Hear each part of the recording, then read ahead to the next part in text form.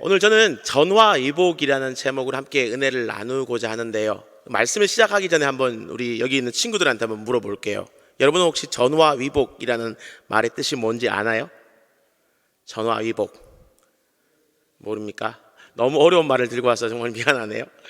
전화위복이라는 말은 무슨 뜻이냐면은 말 그대로 화가 바뀌어서 복이 되었다, 곧 위험이 바뀌어서 기회가 되었다, 이런 의미를 가지는 말이 바로 이 전화위복이라는 말입니다. 쉽게 예를 좀 들어서 이야기를 하자면, 어떤 사람이 감기에 걸렸습니다. 콜록콜록 우리 기침도 하고 열도 나고 하니까 병원에 가가지고 이제 진료를 받고 이제 좀 주사를 한 대 맞아야지 하고 병원을 갔단 말입니다. 근데 병원에 가서 검사를 딱 하는 가운데 암이라는 병을 발견하게 된 거예요. 그렇게 되니까 이 사람이 조기에 이렇게 암을 발견함으로 말미암아서 그 병을 잘 치료받고 건강하게 되었다, 이렇게 보는 겁니다. 그렇다면 여러분에게 한번 물어볼게요. 이 사람이 감기에 걸린 것은 좋은 일일까요? 나쁜 일일까요?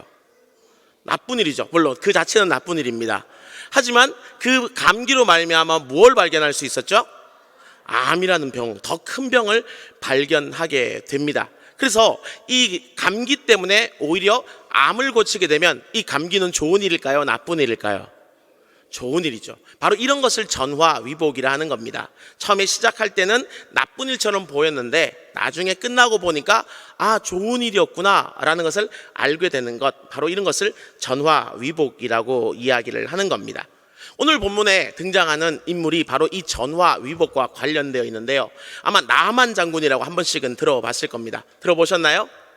네, 나만 장군이 바로 이 전화위복과 관련된 사람인데요, 오늘 본문에 등장하는 이 나만 장군은요, 모든 부분에서 봤을 때 사람들이 막 부러워할 만한 그런 사람이었습니다.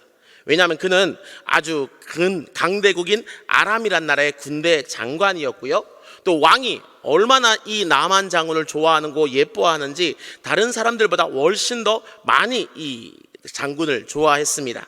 또 거기에 대해서 그는 아주 큰 부자였고요, 또 아주 유명한 그런 사람이었습니다. 그러니까 누가 봐도 나만 장군 같이 살면 정말 좋겠다라는 그런 생각이 드는 사람이 바로 이 나만이라는 인물이었죠. 하지만 그에게는 한 가지 아주 심각한 문제가 있었습니다. 그게 뭘까요? 네, 많은 사람들이 그의 심각한 문제라고 얘기하니까 나병이라고 생각을 하고 있습니다. 나병이라고 많은 분들이 생각을 하죠. 네, 나병도 분명히 이 나만 장군이 가지고 있는 아주 심각한 문제이기는 합니다. 하지만 그가 가진 진짜 문제는 이 나병이 결코 아닙니다. 나병보다 10배, 100배, 1000배 더 심각한 문제가 하나 있습니다. 그게 뭘까요? 그렇죠. 저 뒤에 우리 친구 크게 얘기한 친구 누구죠? 네, 예. 우리 뒤에 한번 나와볼래요? 네, 담임 목사님이 꼭 선물을 주라고 하셨으니까.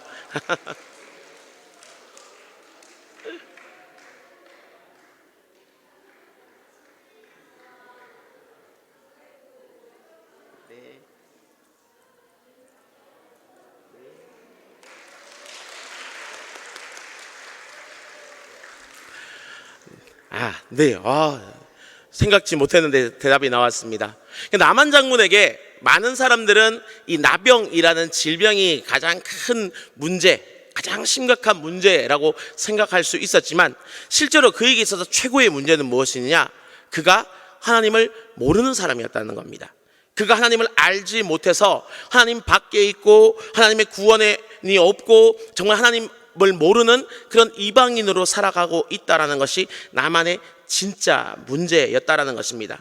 그래서 나만이 겉으로 볼 때는 비록 세상적으로 부족한 것이 없는 돈도 우리 명예도 권력도 이런 것들도 다 가진 그런 사람처럼 보일지 몰라도 중요한 한 가지, 바로 이 하나님이 없기 때문에 실제로 그는 아무것도 가진 것이 없는 사람보다도 훨씬 못하다라고 말할 수 있다는 겁니다.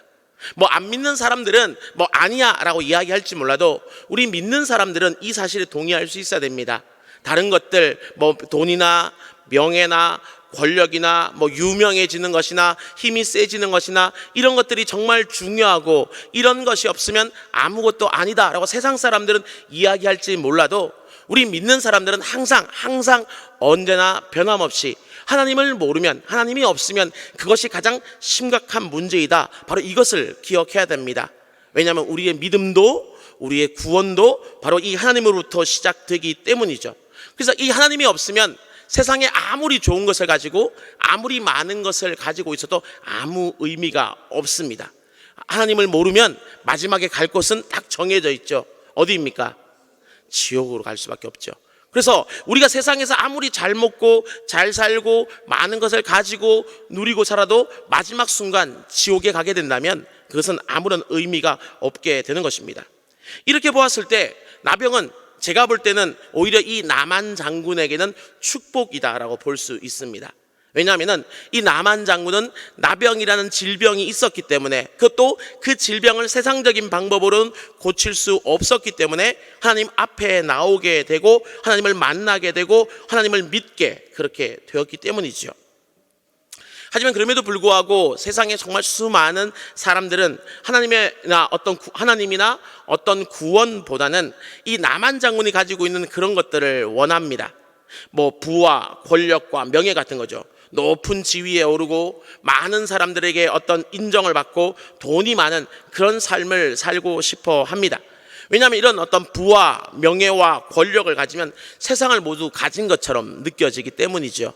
이런 것들을 가지고 있으면 잠깐은 아주 행복하기 때문이죠. 하지만 이런 행복은 결코 오래가지 않습니다. 이 세상에는 돈과 명예와 어떤 권력을 가져도 해결할 수 없는 수많은 어떤 문제들, 위기들이 분명 존재하기 때문입니다. 오늘 본문의 이 나병처럼 아무리 돈을 많이 가지고 있어도 고칠 수 없는 어떤 육신의 질병이 있습니다. 또 아무리 어떤 많은 명예나 권력을 가져도 채워지지 않는 어떤 외로움이나 마음의 질병 같은 것도 있을 수 있습니다. 무엇보다 아무리 돈이 많고 명예가 많고 권력이 커도 구원받지 못하고 구원받고 천국 가는 일에는 아무런 쓸모가 없습니다. 그 모든 것들을 가지고 있어도 결코 그런 사람이 천국 가는 게 아닙니다. 이런 노래 들어봤죠? 돈으로도 못 가요? 하나님 나라. 힘으로도 못 가요? 하나님 나라. 하나님 나라는 어떻게 갈 수 있죠? 거듭나면, 예수님을 믿으면, 하나님을 믿으면 갈 수 있는 그런 나라입니다. 바로 나만 장군이 이것을 잘 보여줍니다. 그도 처음에는 그가 가지고 있던 어떤 돈이라든지 명예라든지 권력을 가지고 행복을 느끼며 그렇게 살았을 것입니다. 그러다가 뜻밖의 위기, 도저히 넘을 수 없는 것 같은 어떤 장벽을 만나게 되죠. 바로 이 나병 말입니다. 나병은 오늘날도 참 고치기 힘든 그런 병이지만 이 나만 당시에는 절대로 고칠 수 없는 벌, 그래서 하나님으로부터 천벌을 받았다라고 생각되는 그런 병이 바로 이 나병이었습니다. 그래서 그럼에도 불구하고 이 나만은 돈도 있고 또 권력도 있었기 때문에 나름대로는 이 나병을 고치기 위해 자신이 할 수 있는 방법을 다 써 보았을 것입니다. 하지만 그 모든 수고는 물거품이 되었고 나만은 죽을 날만을 기다리는 그런 신세가 되었죠. 더 이상은 어떤 희망도 없고 더 이상은 어떤 가능성이 없는 겁니다. 오직 절망만이 그에게 남아 있었던 거죠. 하지만 이 절망은 결코 나쁜 것만은 아닙니다. 전화위복을 이야기했던 것처럼. 왜냐하면 이 절망을 통해서 나만은 지금 자신의 힘이나 세상적으로 정말 해결되지 않는 문제가 있다라는 것을 깨닫게 되고요. 또 하나님 앞으로 나올 수 있는 어떤 가능성이 드디어 생겼기 때문입니다. 드디어 세상적인 그 어떤 방법이 아니라 하나님께서 하실 수 있다라는 그 이야기에 귀를 기울일 수 있는 가능성이 생겼다라는 것이죠. 그래서 그는 지금 자신의 집에 포로로 잡혀온 한 이스라엘 노예 소녀의 말에 귀를 기울이게 됩니다. 우리나라 그 이스라엘에 가면은 선지자, 아주 유명한 선지자가 한 명 있습니다. 이 선지자가 누굴까요? 엘리사. 그렇죠. 엘리사입니다. 엘리사. 아주 유명한 이 엘리사 선지자가 있는데 이 엘리사 선지자를 만나게 된다면 나병을 고칠 수 있을 것입니다 라는 그런 이야기를 듣게 된 것이죠. 만약에 이 나만이 어떤 절망 가운데 도무지 나병을 고칠 수 없어 라는 이런 절망 가운데 있지 않았다면, 어떤 자신의 병을 고칠 수 있는 또 다른 방법이 있다라고 생각을 했다라면 아마 이 이스라엘 노예 소녀의 이야기를 듣지는 않았을 것입니다. 결코 그의 이야기에 귀를 기울이지 않았을 것이죠. 하지만 지금 자신이 동원할 수 있는 모든 방법을 다 동원해서 병을 치료하고자 했지만 그 병이 치료되지 않게 되자 지금 지푸라기를 잡는 그런 심정으로 나만은 그 노예 소녀의 말에 귀를 기울이게 되는 겁니다. 이처럼 위기라는 것은 반드시 나쁜 것이 아닙니다. 위기를 통해서 자신의 힘으로 아무것도 할 수 없음을 깨닫게 되고 하나님 앞으로 나오게 된다면 위기는 오히려 축복이 될 수 있는 겁니다. 왜냐하면 자신의 연약함, 그 부족함, 무능력으로 말미암아 구원의 하나님을 찾게 되기 때문이죠. 이처럼 하나님은요, 종종 어떤 문제를 통해서 우리를 찾아오시는데요, 이 위기를 통해서 내가 정말 아무것도 할 수 없습니다 라는 것을 깨달은 사람만이 이렇게 우리를 찾아오신 하나님을 만날 수가 있습니다. 그리고 이렇게 하나님을 만나지 못하는 사람은요, 어떤 이 문제를 통해서 하나님을 깨닫지 못하는 사람은요, 누구든지 오늘 이 본문 7절에 등장하는 그 북이스라엘의 왕처럼 위기가 닥쳐오고 문제가 닥쳐오면 와, 어떻게 하지? 내가 하나님도 아닌데 하면서 무서워하고 두려워하면서 자기의 옷을 찢게 되는 그런 일백과는 할 수가 없습니다. 그렇기 때문에 제가 우리 귀한 친구들과 이곳에 있는 모든 성도님들에게 권면합니다. 삶에서 어떤 문제를 만나고 위기를 만나시게 된다면 가장 먼저 우리가 힘써야 될 것은 무엇이냐? 바로 그 문제를 통해서 하나님을 만나야 된다는 겁니다. 그 문제를 통해서 우리에게 말씀하시고자 하는 바로 그 하나님의 음성을 들을 수 있어야 되는 겁니다. 그래서 그 문제 위에 계시는 하나님을 만날 수 있을 때야 비로소 우리의 문제, 우리의 위기는 해결될 수 있기 때문입니다. 하지만 이 하나님을 만났다고 해서 모든 것이 끝나는 것은 아닙니다. 우리는 보통 이제 하나님 만났으니까 모든 것이 다 잘 되겠지, 내 문제가 해결되겠지, 앞에 정말 좋은 길만 우리에게 닦이겠지, 놓여 있겠지, 그 길을 쉽게 걸어가면 되겠지, 이렇게 쉽게 생각할 수 있지만 그것은 착각입니다. 하나님을 만난 다음에도 여전히 우리에게는 하나의 문제가 더 남아 있습니다. 그게 무엇이냐? 11절 말씀인데요, 우리 같이 한번 읽어볼까요? 11절 말씀입니다. 같이 우리 큰 목소리로 읽어봅시다. 시작. 나만이 노하여 물러가며 이르되 내 생각에는 그가 내게로 나와서서 그의 하나님 여호와의 이름을 부르고 그의 손을 그의 부위 위에 흔들어 나병을 고칠까 하였도다라는 겁니다. 여기 보면 제가 이게 색깔을 넣고 이제 밑줄을 그은 부분이 있죠. 어떤 부분입니까? 내 생각에는 이라는 겁니다. 바로 이 나만이 가지고 있는 문제, 또 우리도 가질 수 있는 문제가 무엇이냐면 바로 이 내 생각에는 이라는 문제입니다. 우리 성경책에는 모두 몇 개의 복음서가 있을까요? 몇 개의 복음서가 있을까요? 우리 제일 먼저 4개라고 얘기한 친구 누구죠? 나오세요. 의외의 순간에 원래 선물을 줘야지 또 집중을 하게 되겠죠? 나오세요. 네. 축하합니다. 네. 성경에는 모두 4개의 복음서가 있죠. 마태복음, 마가복음, 누가복음, 요한복음입니다. 근데 우리 사람들은요, 이 4개의 복음 외에 1개의 복음을 더 가지고 있어요. 그게 뭐냐면 네가복음이에요. 네가복음. 마태복음, 마가복음, 누가복음, 요한복음으로 부족해서 5번째 복음 네가복음이라는 것을 가지고 있어요. 이 네가복음이 뭐냐면은 내가 보기에는 어떻고, 내가 생각하기에는 어떻고, 내가 느끼기에는 어떻고, 내 생각에는 어떻습니다 라고 얘기하는 내 생각, 내 판단이라는 복음이 바로 그겁니다. 그리고 지금 이 나만에게는 바로 이 뇌가복음이라는 문제가 남아있는 거예요. 내 생각에는 이렇게 해야지만 병을 고칠 수 있을 것 같은데 왜 그렇게 안 해주지? 문제 있는 건 아니야? 이렇게 나간다라는 것이죠. 지금 나만은요, 앞에서도 이야기했던 것처럼 아주 기적적인 방법으로 이 문제의 해결자가 되시는 하나님을 만났습니다. 이제 하나님을 만나기는 했습니다.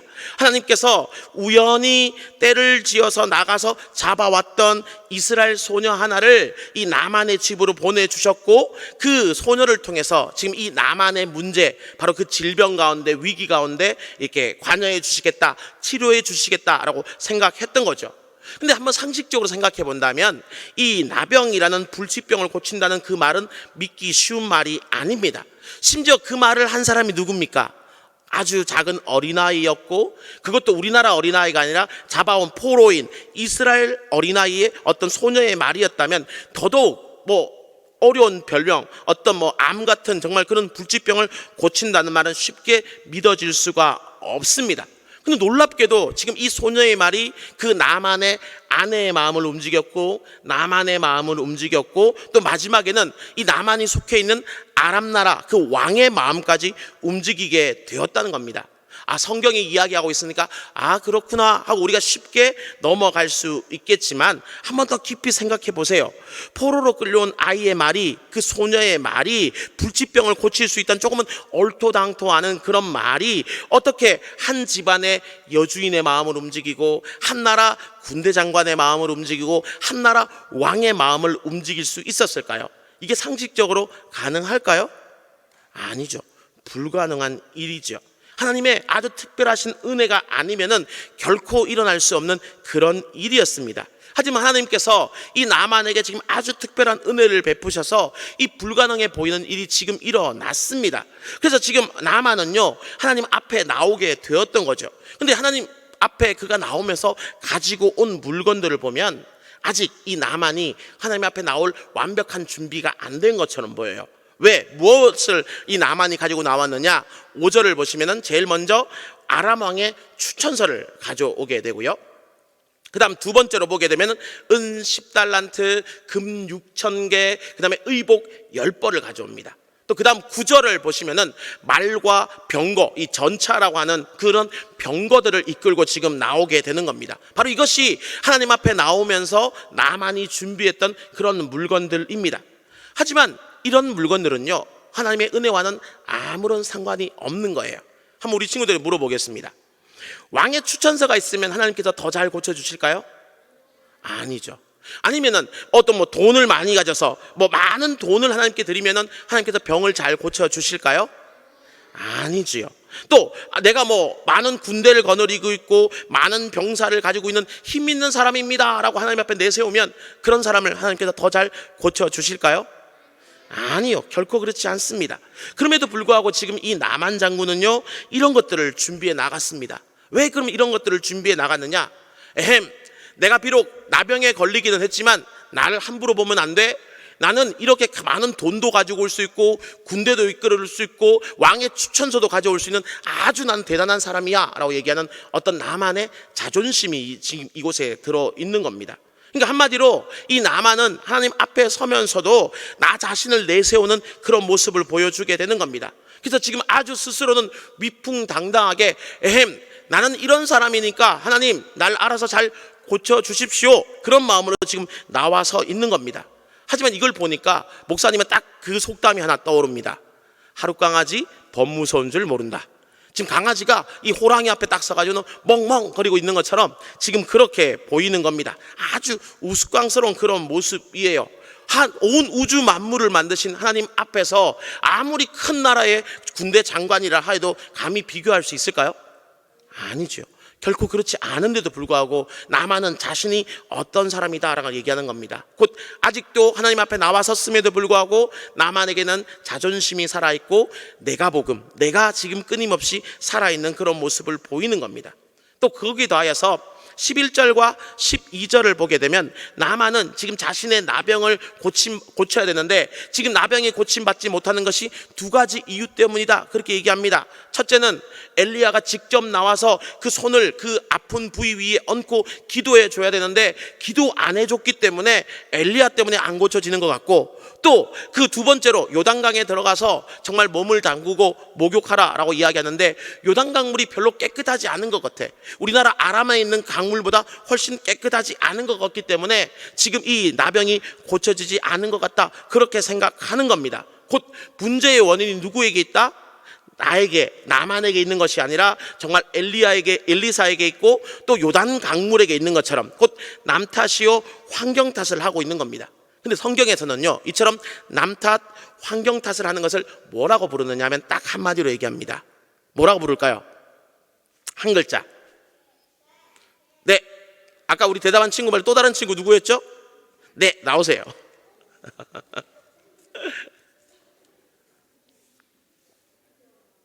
네.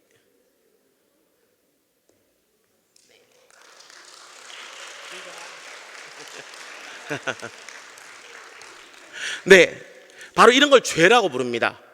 나 자신을 내세우고 끊임없이 남 탓하는 것을 죄라고 부르고 있는 겁니다. 이렇게 죄의 모습을 가지고 나오게 되면 하나님 것이면 이 나만을 혼내실 것 같은데 참 감사하게도 하나님은 이 나만을 혼내지 않으십니다. 또 그의 병을 고쳐주시겠다는 그 계획도 포기하지 않으시고요. 과거에는 어린 소녀를 사용했다면 지금은 그의 나만의 종들을 사용해가지고 또 다르게 이 나만에게 깨우침을 주십니다. 그게 바로 13절 말씀인데요. 우리 13절 말씀을 같이 한번 읽어보겠습니다. 시작.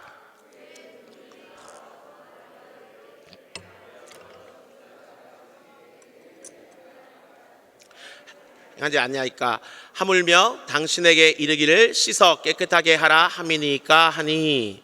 이게 무슨 말이냐 하면요, 장군님, 만약에 우리가 이게 지금 병을 고치러 나왔는데 어떤 선지자가 우리에게 더 힘든 일, 더 어려운 일을 하라고 하면 안 했겠습니까? 장군님, 나병 이 고치기 위해서 더 힘든 일 안 하셨겠습니까?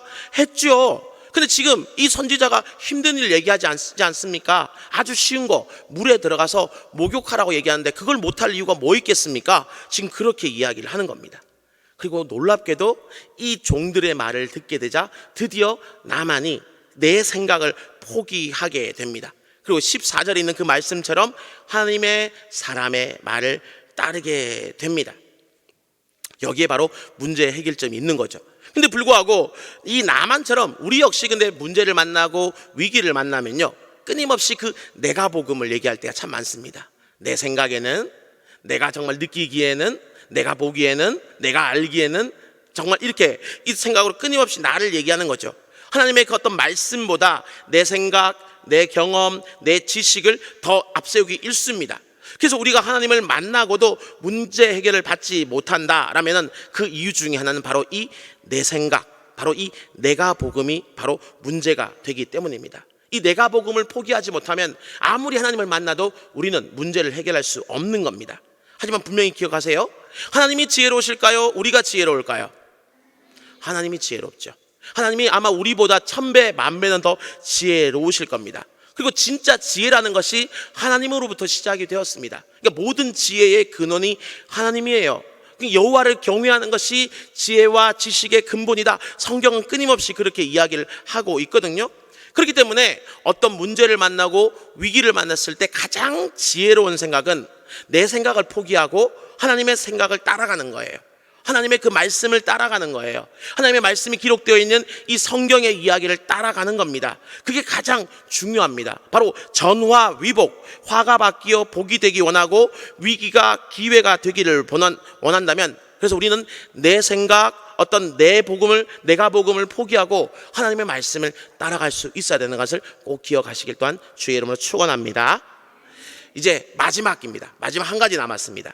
전화위복, 바로 이 위기를 기회로 바꾸기 위해서 마지막 하나의 관문이 남았는데 그것은 무엇이냐? 바로 결단의 행동이라고 말할 수 있습니다. 결단의 행동. 이 14절을 보면 이 나만 장군이 드디어 요단강물에 들어갔습니다. 그리고 저는 상품권을 주고 싶습니다. 그럼 나만 장군은 요단강물에 몇 번 들어갔을까요? 손을 들고 얘기하죠. 우리 저쪽 뒤에 친구, 예, 우리 저 뒤에 친구, 예, 지금 끝까지 손을 번쩍 이렇게 들고 있는 친구, 네. 먼저 얘기를 했어요. 미안해요. 우리 한 명만 할게요. 네, 나오세요.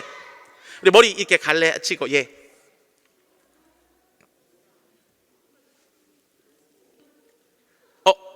안 나오면 딴 사람 줄까요?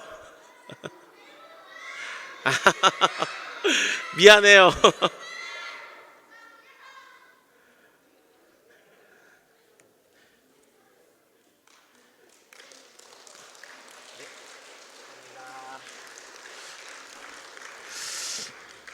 네, 우리 친구들에게 좀 양해를 구하는 게, 목사님은 아들밖에 없어요.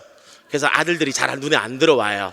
우리 딸만 눈에 잘 들어오기 때문에 조금 양해를 부탁해요. 집에서 아들들을 너무 많이 봐가지고 남자애들이 손을 들어도 별로 눈에 안 들어와요. 우리 딸들이 손을 들어야지 번쩍번쩍 눈에 번쩍번쩍 뜨여요. 조금 이해해 주세요. 네, 어떻든 지금 이 14절을 보면 이 나만 장군은 요단강에 들어가는데 총 7번을 들어갑니다. 근데 이 7번이라는 숫자가 굉장히 중요해요. 7이라는 숫자가 아주 의미 있고 아주 신비롭고 놀라운 힘을 가지고 있는 그런 숫자이기 때문에 7번이 중요하냐? 그것은 아닙니다. 그럼 7번이 중요한 이유는 무엇이냐? 나만 장군이 7번이라는 그 어떤 말씀을 끝까지 지켰다, 끝까지 순종했다, 끝까지 인내했다, 바로 이 사실이 정말 중요하다라는 겁니다. 한마디로 나만 장군은 6번 요단강에 들어갈 때까지 아무런 문제가 해결되지 않았습니다. 조금도 변화된 게 전혀 없다라는 거예요. 이게 매우 중요해요. 한번 보세요. 한 번 물에 딱 들어오니까 눈썹에 있는 나병이 없어져요. 2번 물에 싹 들었다 나오니까 얼굴에 있는 나병이 없어져요. 3번 딱 나오니까 이 상반신에 있는 나병이 싹 더 없어져요. 만약 이런 식으로 한 번 들어올 때마다 나병이 조금씩 사라지게 된다면 아마 어느 누구도 그 하나님의 말씀에 불순종하는 일은 없을 거예요. 왜? 한번 시작만 하면 하나님께서 와, 병을 고쳐 주시는구나 라는 게 눈에 막 보이기 시작하면 누가 그런 순종을 하지 않겠어요? 아마 누구든지 신나고 기쁘게 막 콧노래를 불러가며 감사헌금 들어가면서 누구나 다 하나님 말씀에 순종할 수 있을 겁니다. 만약 그랬다면 정말 하나님 말씀에 순종하지 못할 사람은 아무도 없습니다. 하지만 현실은 어떠했느냐? 결코 그렇지 않다는 거죠. 한 번 들어갔다 오고 2번, 3번, 4번, 5번, 6번에 이를 때까지 아무리 열심히 들어와도 7번이 되기 전까지는 아무런 일도 일어나지 않았습니다. 근데 우리도 이걸 분명히 기억을 해야 돼요. 우리도 때때로 하나님 앞에 어떤 약속을 가지고 내 마음의 소원을 가지고 정말 하나님 앞에 기도하고 금식하고 때로는 믿음으로 많은 날들을 기다림에도 불구하고 아무런 변화가 없는 것처럼 보일 때가 참 많이 있습니다. 그러면 이런저런 생각들이 참 많이 들어요. 언제까지 우리가 기다려야 되지? 언제까지 기도해야 될까? 또 계속 기도하면서 기다려야 될까? 아니면 다른 방법을 한번 찾아봐야 될까? 하나님이 혹시 날 버리신 건 아닐까? 혹은 또는 지성이면 감천이라는데 내 열심이, 내 수고가 좀 부족한 게 아닐까, 이런저런 생각들이 든다는 거예요. 하지만 이건 결코 옳은 생각이 아닙니다. 이건 다 불신앙의 씨앗에서 발생된 그런 생각입니다. 하나님께서 일을 하시기 위해서 정말 중요한 것은 하나님이 일하시는 시간이 따로 있어요. 우리가 원하는 시간, 우리가 볼 때 정말 좋은 시간에 하나님이 일을 하시는 것이 아니라 내가 일을 해야지라고 하나님께서 계획하시고 마음 먹으신 하나님의 시간이 따로 있다라는 거예요. 그래서 하나님은요, 바로 이 하나님이 계획하신 시간에 일을 하세요. 근데 왜 그렇게 하시느냐? 아까 앞에서도 얘기했던 것처럼 우리보다 하나님이 더 지혜로우시기 때문에 그래요. 우리가 볼 때는 지금 일하는 게 최고로 좋은 시간입니다 라고 생각할 수 있지만 하나님이 보실 때는 아니야, 내가 생각하는 이 시간이 정말 좋은 시간이야 라고 생각하면서 바로 이 시간이 될 때까지는 하나님께서 기다리고 계신다라는 거예요. 그래서 정말 하나님이 정말 지혜로우시다면요, 우리가 생각하는 시간이 아니라 하나님께서 생각하시는 시간이 정답이다. 우린 그걸 기억해야 돼요. 이 본문의 나만 장군이 바로 그것을 보여주시는 거죠. 바로 하나님께서 일하실 시간, 몇 번 물에 들어갔다 나와야지? 7번 물에 들어갔다가 나와야지만 그 일이 이루어지는 거예요. 그래서 이 7번이 될 때까지 말씀 가운데 인내하며 끝까지 순종하는 것이 너무 중요합니다. 그리고 이것은 나만 장군뿐만 아니라 오늘의 우리도 마찬가지입니다. 오늘도 하나님은요, 끝까지 하나님 말씀 가운데 순종하는 사람들을 찾으세요. 비록 중간에 아무런 결과가 없는 것처럼 보이고 때로는 기도하고 있는데도 불구하고 더 상황이 나빠지는 것처럼 보이는 그 순간 가운데도 끝까지 말씀대로 순종하는 사람, 인내하는 사람, 그런 사람을 찾습니다. 성경에는 이런 이야기가 정말 많이 있는데 대표적인 2구절만 한번 찾아보면, 첫 번째는 마태복음 10장 22절 말씀입니다. 우리 같이 읽어볼까요? 시작. 또 너희가 내 이름으로 말미암아 모든 사람에게 미움을 받을 것이나 끝까지 견디는 자는 구원을 얻으리라. 하나님 말씀에 순종해도 미움받을 수 있고 여러 가지 어려움을 겪을 수 있습니다. 하지만 어떤 사람이 구원받는다고요? 끝까지 견디는 사람. 또 히브리서 3장 14절도 이렇게 이야기합니다. 시작. 우리가 시작할 때에 확신한 것을 끝까지 견고히 잡고 있으면 그리스도와 함께 참여하는 자가 되리라. 어떤 일을 처음 시작할 때 먹었던 그 마음을 언제까지 잡고 있으면, 끝까지 잡고 있으면 그때 우리가 그리스도와 함께 그 무대 일 가운데, 하나님의 나라 가운데, 천국 가운데 참여하는 사람이 될 수 있다. 그렇게 이야기를 하고 있는 겁니다. 그리고 또 하나 이야기하자면, 중간에 포기하는 것은요, 아주 시작하지 않는 것보다 훨씬 더 못한 모습이 됩니다. 왜냐하면 이 중간에 포기를 하기 시작하면 이 사단과 우리가 끊임없이 싸워야 되는데, 이 사단과의 싸움에서, 전투에서 징크스를 하나 만들게 돼요. 이게 무슨 말이냐면 이런 겁니다. 우리가 한 번, 두 번 자꾸 포기하기 시작하면 그때부터 사단이 우리한테 와서 속삭이기 시작해요. 야, 너 지난번에도 포기했잖아. 그 전번에도 포기했지. 또 그 전전번에도 포기했잖아. 너 어차피 이거 해봤자 안 돼. 어차피 되지도 않는 일 때문에 에너지 우리 낭비하지 말고 이쯤에서 그만두지 그래. 이렇게 속삭이는 거예요. 또 그런데 우리가 한 번, 두 번 포기하던 습관이 들어지면 어떻게 되느냐? 그래, 맞아. 난 지난번에도 포기했고, 그 전번에도 포기했고, 그 전에도 열심히 했는데 일이 안 됐어. 에이, 이번에도 안 되겠지? 에이, 포기해버릴래. 그만둬버릴래. 이렇게 하면서 관두게 되는 겁니다. 사단에게 싸움에서 지고 KO패 당하는 겁니다. 그러면 여러분에게 물어보겠습니다. 포기는 언제 사용하는 걸까요? 손을 들고 얘기하죠. 포기는 언제 사용하는 걸까요? 네, 우리 가영이 예, 나오세요. 배추를 셀 때 사용하는 게 포기하는 거죠. 예, 마지막 선물이었어요. 죄송해요. 우리 제 아들도 손을 열심히 들었는데 미안합니다. 네, 제 눈에 딸밖에 안 보여가지고 정말 미안하게 생각해요. 네, 포기라는 건요, 우리 농담처럼 얘기하지만 진짜 배추를 살 때나 포기하는 것이고, 실제로 우리는 이 포기라는 단어를 쓰면 안 돼요. 하나님께서 포기하겠다 말씀하지 않으셨다면 우리 믿는 사람은 결코 어느 순간에도 포기해서는 안 되는 거예요. 하나님이 포기하지 않으셨는데 내가 먼저 포기하겠다는 것만큼 어리석은 일이 없고, 또 그만큼 교만한 일이 없어요. 내가 하나님보다 더 크기 때문에 하나님은 포기하지 않아도 나는 포기할 거야 하는 것은 하나님보다 내가 더 크다고 생각하는 교만이 되는 겁니다. 하지만 이 하나님의 역사라는 것은요, 이 나만이 물에 들어가는 그 순간부터 이미 시작되었습니다. 하나님은요, 우리가 하나님 말씀에 순종하는 그 순간에 이미 일을 시작하세요. 다만 앞에서 얘기했던 것처럼 하나님의 시간이 되지 않았기 때문에 결과가 보이지 않을 뿐이에요. 하지만 시간이 지나서 우리 하나님의 시간이 될 때까지 우리가 포기하지 않고 끝까지 인내하고 끝까지 순종하게 된다면 하나님은 하나님의 그 시간 가운데 반드시 일을 이루실 거예요. 그래서 오늘 본문 마지막 14절 끝을 볼까요? 14절을 한번 읽어봅시다. 시작. 나만이 이에 내려가서 하나님의 사람의 말대로 요단강에 7번 몸을 잠그니 그의 살이 어린 아이의 살같이 회복되어 깨끗하게 되었더라. 네, 마지막에 여기 뭐라고 되어 있죠? 시작. 깨끗하게 되었더라. 나만이 깨끗하게 되었더라. 언제? 하나님의 시간인 그 7번이 다 끝날 때까지 끝까지 순종했을 때 이런 일이 이루어지는 겁니다. 우리 역시 마찬가지예요. 하나님께서 말씀하셨을 때 끝까지 인내로 믿음으로 기다리고 순종하고 결단하는 모습으로 나가면 마침내는 우리의 문제, 우리의 위기도 기회가 된다는 것을 잊지 마시길 바랍니다. 말씀을 마칠게요. 오늘 우리는 이 나만 장군의 이야기를 통해서 전화 위복, 곧 위기를 기회로 바꾸려면 우리는 어떻게 해야 되는가에 대해서 살펴보았습니다. 그래서 제가 3가지를 말씀을 드렸는데 그 첫 번째가 뭡니까? 자, 첫 번째가 뭐라고요? 하나님을 만나야 된다는 거예요. 그러니까 우리는 위기를 통해, 문제를 통해서 하나님을 만나야지, 문제 위에 계신 하나님을 만나야지만 문제를 해결할 수 있습니다. 두 번째는 뭘까요? 하나님의 말씀을 들어야 되는 겁니다. 내가 복음을 듣는 게 아니라 정말 성경에 있는 진짜 복음, 참 복음, 하나님의 말씀을 들어야 되는 겁니다. 그럼 마지막 3번째는 뭘까요? 끝까지 순종해야 되는 겁니다. 중간에 결코 포기하지 말고 배추 쓸 때나 포기라는 단어를 쓰고 정말 포기하지 말고 정말 인내로 순종할 때 이 위기는 기회가 될 수 있다는 것을 잊지 않았으면 좋겠어요. 오늘 우리가 살아가는 시대는 이 위기의 시대예요. 믿음도 위기이고 교회도 위기이고 예배도 위기이고 어른들도 위기이고 우리 청소년들도 위기이고 심지어 아이들도 위기예요.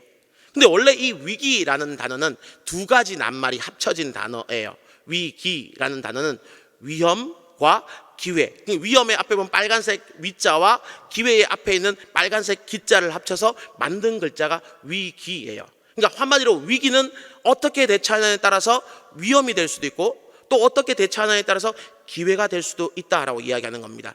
그러면서 오늘 본문의 나만은 이 자기의 이야기를 통해서 우리에게 이 위기가 위험이 되지 않고 기회가 되기 위해서는 앞에 얘기했던 세 가지를 기억하라 얘기합니다. 하나님을 만나십시오. 그분의 말씀을 들으십시오. 그리고 끝까지 순종하십시오. 그러면 하나님께서 여러분의 위기를 기회로 바꿔 주실 것입니다. 바로 이 이야기에 온전히 귀를 기울일 수 있는 우리 귀한 우리 대전중앙의 모든 성도들 되기를 바랍니다. 그리고 한 가지만 더 여담으로 말씀을 드리자면 나만 이렇게 하나님을 만났는데 쓰임받은 오늘 제가 다루지는 않았지만 한 사람이 있죠. 바로 어린 노예 소녀예요. 이 노예 소녀는요 자신의 생각으로 볼 때는 어쩌면은 이렇게 복음을 전하는 게 맞을까 하나님을 전하는 게 맞을까 할 수도 있지만 그는 그렇게 두려워하지 않고 용기를 내어 하나님을 담대히 전했어요. 바로 그때 나만이 하나님의 말씀을 듣고 하나님을 믿게 되는 놀라운 일이 벌어집니다. 그러므로 이곳에 있는 우리 귀한 친구들 또 우리 귀한 대전중앙의 성도들 역시 여러분의 상황에 상관없이 주님의 말씀만은 의지하여 복음을 증거하게 될 때 바로 그곳에서 역사가 일어난다라는 것을 잊지 마시고 복음 전하기에 주저하지 않는 귀한 은혜 넘치시기를 바랍니다. 우리 오늘 말씀을 기억하면서 우리 같이 한번 찬양하고 기도했으면 좋겠습니다.